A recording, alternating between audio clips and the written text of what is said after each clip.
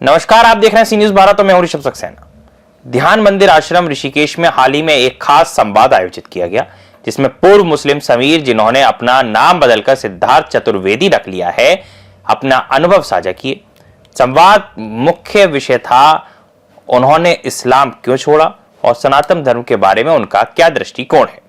सिद्धार्थ चतुर्वेदी ने खुलकर बताया कि उनका धर्म परिवर्तन एक व्यक्तिगत और आध्यात्मिक निर्णय था। हम ध्यान मंदिर आश्रम में आए हैं और यहाँ पे हमारे साथ एक्स मुस्लिम हैं, जिन्होंने आज यहाँ पे सम्मेलन किया था लोगों को जागरूक करने का। तो आज इनके विचार सुनते हैं कि किस बात पे आपने सम्मेलन किया और क्या क्या बातें आप कहना चाहते हैं। ये एक्स मुस्लिम हमारे समीर भाई। सबसे पहले जय हिंद, वंदे मातरम। हम लोग योग नगरी ऋषिकेश में सभी एक्स मुस्लिम जमा हुए हैं और देखिए, ये केवल एक्स मुस्लिम सम्मेलन नहीं था हमारा। हमारे इस सम्मेलन का नाम था मानव जागृति सम्मेलन और ये 2025 वाला सम्मेलन हमने ऋषिकेश में किया है, उत्तराखंड में। इसका उद्देश्य है उत्तराखंड में बढ़ती हुई कन्वर्जन की घटनाओं को, चेंज होती हुई डेमोग्राफी को और साथ ही साथ लव जिहाद जैसे जो संगीन मामले जो आ रहे हैं देश और प्रदेश में, इनके बारे में लोगों को अवेयर करके इन पर अंकुश लगाने के लिए प्रयास करना, ये हमारा उद्देश्य था इस सम्मेलन को करने का। और जो मेन उद्देश्य है, वो असल उद्देश्य तो हमारा तमाम मुसलमानों को इस्लाम की सच्चाई बता करके और इनको इस्लाम से अलग करना या एक विदेशी आइडियोलॉजी, विदेशी जो कल्ट है, उससे उनको छुटकारा दिलाना। क्योंकि इस्लाम का सबसे पहला जो विक्टिम है वो खुद मुसलमान है, क्योंकि वो उसकी सच्चाई को जो है ना सिर्फ मुल्ला से सुन करके मानता है, उसको पढ़ता ये जानता नहीं है। जो पढ़ लेता है, जो जान लेता है, उसके पास केवल दो ही विकल्प हैं। पहला विकल्प तो ये है कि कुरान में जो कुछ लिखा हुआ है उसको पढ़कर और समझ करके वही काम करे जो कुरान में लिखा हुआ है, या फिर उसको बुरा काम समझ करके छोड़ दे। तो जो उस काम को करता है जो कुरान में लिखा हुआ है, उसको आदेश मान करके, खुदा का, अल्लाह का आदेश मानकर, नबी की सुन्नत मान करके जब वो उस काम को करता है तो वो बनता है टेररिस्ट, आतंकवादी, जिहादी, सेल्फ बॉम्बर। जैसे कि अभी आप आए दिन घटना सुनते हो, तो अभी रिसेंटली दिल्ली में ब्लास्ट किया। ये जो दिल्ली में ब्लास्ट हुआ, ये और इस्लाम के कारण हुआ? नहीं, देखिए, इस्लाम के कारण नहीं हुआ है, इस्लाम ही की वजह से हुआ है। अच्छा जी, इस्लाम ही ने ये करवाया है। क्योंकि इस्लाम क्या ऐसी चीजें लगती हैं जो आपको लगता है कि ये लोगों का माइंड लॉस कर देते हैं? बहुत सारी ऐसी चीज़ें हैं। सबसे मेन फैक्टर मैं जो मानता हूँ वो है डर, और दूसरा मेन फैक्टर मैं मानता हूँ लालच। डर इस चीज़ का कि उनको डराया जाता है कि आपको जो है, अगर आप अल्लाह की इबादत नहीं करोगे, अगर आप ईमान नहीं लाओगे तो आपको जहन्नम में डाल दिया जाएगा, आपको वहाँ जलाया जाएगा, आपको तकलीफ़ दी जाएगी, आप हमेशा हमेशा उसमें पड़े रहेंगे। चाहे जितने अच्छे इंसान हो, जितने अच्छे काम करो दुनिया में, लेकिन अगर ईमान नहीं है अल्लाह पर, नबी पर ईमान नहीं है, तो जहन्नम में जाओगे। तो ये डर और लालच ये है कि अगर ईमान वाले होकर के मरोगे तो चाहे जितने गुनाह कर लो, चाहे जितने बड़े बड़े पाप कर लो, किसी का मर्डर कर दो, बलात्कार कर दो, अगर अल्लाह चाहेगा तुमको माफ करना तो वो इतने बड़े बड़े अपराध करने के बाद भी तुमको माफ कर सकता है अपनी इच्छा से। मतलब अल्लाह जो है, लेकिन अल्लाह माफ कर देता है, सबको माफ कर सकता है अल्लाह, अगर अल्लाह करना चाहे तो, लेकिन बगैर माफी मांगे और बगैर उस काम को छोड़े, शिर्क को छोड़े। अल्लाह कभी शिर्क को माफ नहीं करेगा। यानी कि अल्लाह के सिवा अगर आप किसी और की पूजा इबादत कर रहे हो, उसको भगवान मान रहे हो, ईश्वर मान रहे हो, और आप यही करते हुए मर गए, आपने इस काम को छोड़ा नहीं, तो अल्लाह इस काम को कभी माफ नहीं करेगा, चाहे जितने अच्छे इंसान थे। यानी कि एक रेपिस्ट जो छोटी बच्ची का या किसी महिला का रेप करे और ईमान वाला हो, अल्लाह पर ईमान रखे, फिर माफी मांग ले, वो अल्लाह के नज़दीक उससे बढ़िया है जो लोगों के लिए जो है भलाई करे, लोगों की मदद करे, उनकी सेवा करे, लेकिन वो अल्लाह के सिवा किसी और की पूजा करे, तो वो इस रेपिस्ट, इस पापी से गया गुजरा है अल्लाह के और इस्लाम के नज़र। जैसे मैंने कई बार आवाज सुनी है, भारत में कहते हैं कि शरिया कानून होना चाहिए, तो ये जो इसलिए शरिया कानून मानते हैं कि अल्लाह माफ कर देगा ऐसे गुनाह? शरिया कानून तो इसलिए मानते हैं ना, क्योंकि वो समझते हैं कि ज़मीन अल्लाह की है और अल्लाह की ज़मीन में अल्लाह का कानून चलना चाहिए। अगर घर मेरा है तो मेरे घर में मेरे नियम कानून चलेंगे ना, दूसरे का थोड़ा ना चलेगा। तो वो ये समझते हैं कि ज़मीन जो भी है, जो भी कुछ है, सब कुछ वो अल्लाह का है। साबित कैसे होता है ये सारी चीजें? इनकी अपनी किताब के से साबित होता है। ये कहते हैं हमारी किताब में लिखा हुआ है कि ज़मीन अल्लाह ने बनाई है। जब हमारी किताब में लिखा हुआ है, हम उस पर ईमान रखते हैं कि अल्लाह ने बनाया। हमारे जैसे भारतवासी सनातनी कहाँ जाए? आप भी यहीं रहेंगे, आप भी उसी इस्लाम में कबूल दाखिल हो जाए, उसी अल्लाह पर ईमान ले आए, आप भी रहें। फिर अगर आप उस पर नहीं लाते तो फिर आप जहन्नम में जाएंगे, और दुनिया में जो है आप नापाक हैं, नजस हैं। इन्नमल मुशरिकूना नजसुन, कुरान कहता है। मतलब कुरान हमें कहता है नजस है, नजस है, नापाक गैर मुस्लिम है, नजस है, नापाक है। इम्प्योर हैं, कुत्ते हैं, गधे हैं, बंदर हैं, सुअर हैं, ये और अंधे हैं, गूंगे हैं, बहरे हैं, ये उनके लिए कुरान कहता है जो मुशरिक और काफिर हैं, यानी कि जो अल्लाह पर ईमान नहीं रखते। तो देखिए, अब जब कुरान ये चीज कह रहा है और मुसलमान का कुरान पे अकीदा है, ईमान है, तो मुसलमान वही तो समझेगा आपको जो कुरान कह रहा है। फिर आज आप लोगों ने कैसा कैसा लोगों को जागरूक किया? देखिए, हमारा तो काम यही है, अभी जो आप और मैं बात कर रहे हैं, ये भी जागृत करने के लिए ही है। ये भी हमारे पास क्या है, हम लोगों को केवल इस्लाम की सच्चाई रेफरेंस के साथ बता सकते हैं। मानना या ना मानना, उस पर अमल करना ना करना, ये उनकी इच्छा है। हम किसी को जबरदस्ती इस्लाम से बाहर तो नहीं निकाल सकते पकड़ करके, क्योंकि ये तो काम इस्लाम का है। गर्दन पे तलवार रख करके इस्लाम कबूल करवाना ये हमारा नहीं है, गर्दन पे तलवार रख करके किसी को बाहर निकालना।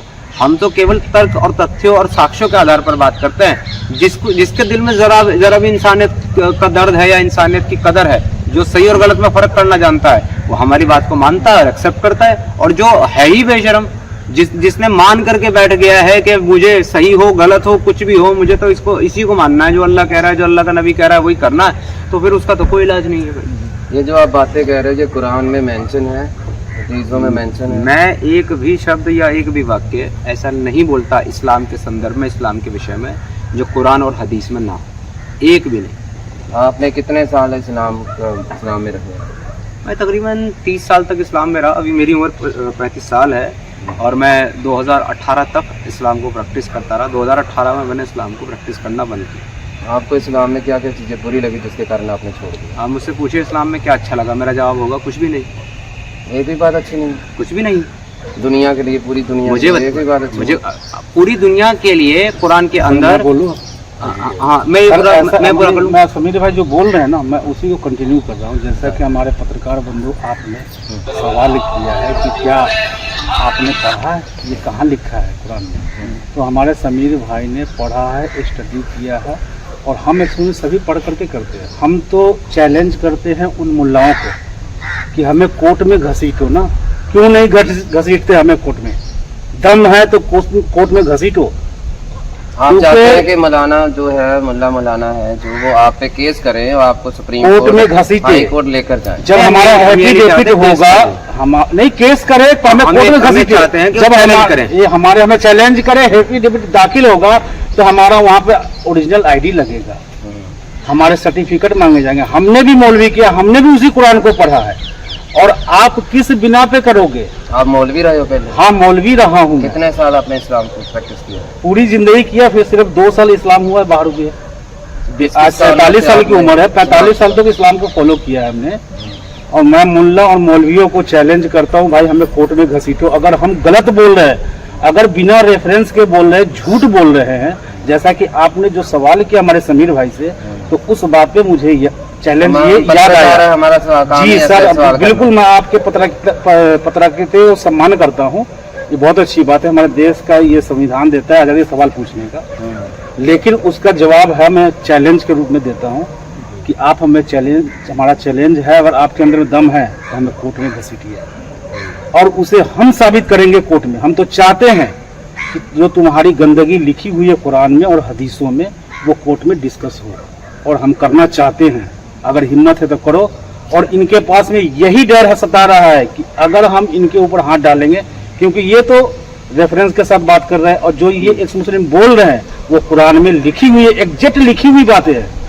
हम आयत नंबर कोट कर रहे हैं, हदीस नंबर कोट कर रहे हैं, और उनको पता है कि हम कोर्ट में घसीटेंगे तो इस्लाम वहाँ नंगा हो जाएगा।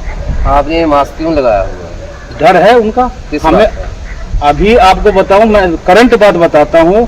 मैं अभी यहाँ प्रोग्राम में आया हूँ, लोगों में, हमारे अड़ोस पड़ोस जितने भी हमारे दुश्मन हैं जो लगे हुए हैं कि भाई तुम क्यों ऐसा काम कर रहे हो। हम तो सच्चाई, हम तो पढ़े हैं भाई, हमारा दिमाग खुला है, लोगों तक पहुँचाएंगे। हमें बोल रहे हैं कि मैं बिहार से आया हूँ, सीधी बात है।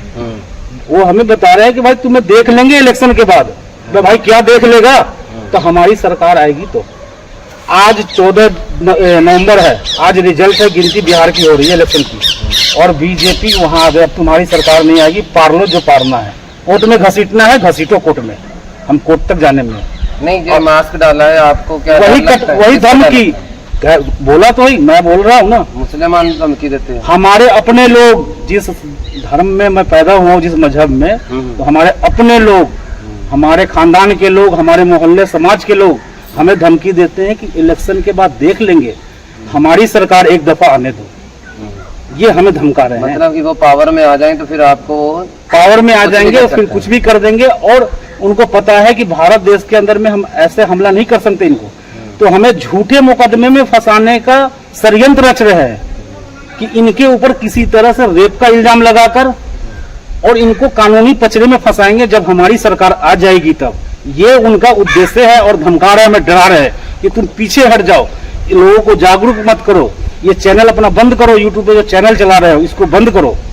जो हमारा चैनल है तोहफा एक्स मुस्लिम, और हम लोगों को जागरूक करने के लिए रेफरेंस के साथ में हम हवाला देते हैं, कुरान और हदीसों से बता रहे हैं लोगों को और काम कर रहे हैं एक्टिविज्म के लिए। मेरे कहने का ये मतलब था कि आपने जो मास्क लगाया है, फेस कवर किया है, जी जी, ये आपने क्यों किया है? क्या कुरान में हदीस में कुछ ऐसी बात लिखी है जिसपे आपको डर है, मारने का खतरा या कुछ? जी है ना, हमारे रसूलुल्लाह की हदीस है, मन बदलहु दीनहु फक्तुलू, अच्छा, जिसने अपना दीन छोड़ दिया या सवाल भी उठाया उसका सर कलम कर दो।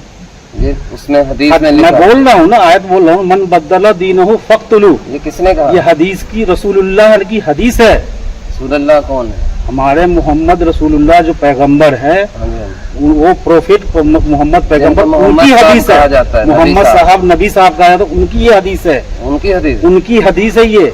हदीस का मतलब क्या होता है? हदीस वो होती है जो रसूलुल्लाह ने अपने जो जिंदगी में किया, जो कहा, वो उसे हदीस कहा जाता है। और कुरान वो है जो जिसके बारे में कहा जाता है सो कॉल अल्लाह ने आसमान से रसूलुल्लाह पे नाजिल किया, जो एंजल फरिश्ते ने लेकर आया जिब्राइल अलैहिस्सलाम रसूलुल्लाह के ऊपर, क्योंकि वो प्रोफेट अल्लाह ने चुना उनको, ऐसा दावा है, साबित नहीं है। यही सब चीजों को देख करके हमने तो इस्लाम से बाहर निकले हैं। मैंने सुना था कि जो नबी साहब के रास्ते पे चलते हैं उसको सुन्नत कहते हैं। हाँ, तो उनकी हदीसों को आप मानेंगे ना। अगर आप मन बदलहु दीनहु फक्तुलू को आप इम्प्लीमेंट करते हैं, तो यह आप आपके रसूलुल्लाह की वाणी है, यानी आप रसूलुल्लाह की बातों को आप फॉलो करेंगे, आप आदेश को पूर्ण करेंगे, तो उसी को कहते हैं सुन्नत पे चलना। अच्छा, यानी कि उन्होंने जो जिंदगी में किया, कहा, वो सुन्नत है। अच्छा, हमारे रसूलुल्लाह जो क्या मुसलमानों के लिए, एक मोमिन के लिए वो सुन्नत कहलाता है। कहने का मतलब जो हदीस कही गई है वो उन पे लागू हो जाती है कि वो आपको, अगर आप इस्लाम के बारे में कुछ कहे या इस्लाम छोड़ दें तो आपको वो नुकसान पहुंचाएंगे। कैसा कैसा नुकसान पहुंचाते हैं? सीधा हुक्म है सर कत्ल कर देना। सरतन से अब लेकिन भारत यहाँ, ये पाकिस्तान में होता है, हो रहा है ऑलरेडी, पाकिस्तान में हो रहा है ये। देखिए वहाँ तो अब उसका दुरुपयोग भी करा, वहाँ तो कानून है, ब्लास्फेमी करोगे तो सर कलम कर दिया जाएगा। लेकिन कानून है, कानून को करने से पहले लोग लिंचिंग कर देते हैं पब्लिक। उनकी मानसिकता ऐसी है कि पुलिस ले जाए, कोर्ट में कानून चले, उनका ट्रायल हो कि इन्होंने मतलब इस पे इल्जाम लगाया कि रसूलुल्लाह मोहम्मद साहब की ब्लास्फेमी की है, तो उससे पहले लोग पब्लिक अवाम मिल करके उनको लिंचिंग कर देते हैं, उसको मार देते हैं। ब्लास्फेमी कैसे होती है? ब्लास्फेमी का मतलब है कि रसूलुल्लाह के शान में, मतलब कि आपने कुछ बातें कही जो उन्होंने कहा है, उस पर सवाल उठाते हैं, वो ब्लास्फेमी हो गई। मतलब जैसे आपने कुरान पढ़ी, हदीस पढ़ी, हाँ। तो आप अभी कह रहे हो कि भारतवासियों को जगा रहे हो जी, तो ये आप गुस्ताखी कर रहे हो। हाँ, ये गुस्ताखी कर रहे हैं। लोगों को जो बता रहे हैं ना, तो उनका कहना है जो लिखी है किताबों में आप क्यों बता रहे हैं? घर का भेद नहीं देना। घर का भेद नहीं देना है बस। अच्छा, अच्छा। कि लोगों तक ये बातें नहीं पहुंचानी है, जागरूकता। इसीलिए तो धमका रहे हैं कि तुम मान जाओ, बाज आ जाओ, नहीं तो इलेक्शन के बाद हमारी सरकार जब आएगी तुम्हें देख लेंगे। और प्लानिंग ये भी है कि भाई तुम्हें ऐसे, मतलब ये भारत है, अब सर तो कत्ल नहीं कर सकते, मैंने पहले भी बताया आपको। बस उनकी यही मंशा है, किसी तरह तुम्हें कानूनी दाव में फंसाएंगे। उनकी सरकार कौन सी है बिहार में? उनकी सरकार जो है वो सो कॉल जो उनको अपीजमेंट करती है, कौन कौन? तुष्टिकरण करते हैं। कौन? अब देखिए, हम राजनीतिक किसी का नाम नहीं लेते, हमारे दर्शक समझ रहे हैं इस बातों को। ठीक है, ठीक है। उनकी सरकार कौन सी है जो उनकी अपीजमेंट करते हैं, उनको तुष्टिकरण करते हैं। आपके चैनल का नाम क्या है? लोग मेरे चैनल का नाम है तोहफा एक्स मुस्लिम। ठीक है। जी, हमारे अपने दर्शकों से गुजारिश है कि आप लोग इस्लाम के बारे में जानना चाहते हैं विद रेफरेंस, तो मेरे चैनल को सब्सक्राइब जरूर कर ले। जी, बहुत बहुत शुक्रिया। जय हिंद, वंदे मातरम। मुझे भी अच्छा लगा भाई से बात करके, और बहुत बढ़िया आपने नॉलेज दी है। मतलब ये जो बातें आपने कही है, इस्लाम में लिखा है, और इसलिए आप सबको जागरूक करने के लिए यहाँ पे आए। तो इतनी दूर से बिहार से आप यहाँ पे आए और सबको भारतवासियों को जागरूक करें। जी जी जी। ठीक है, धन्यवाद सर। ऋषिकेश से सी न्यूज भारत के लिए अश्वनी शर्मा के साथ प्रदीप की रिपोर्ट। इस खबर में फिलहाल इतना ही। देश और दुनिया की तमाम खबरों के लिए आप देखते रहिए सी न्यूज भारत।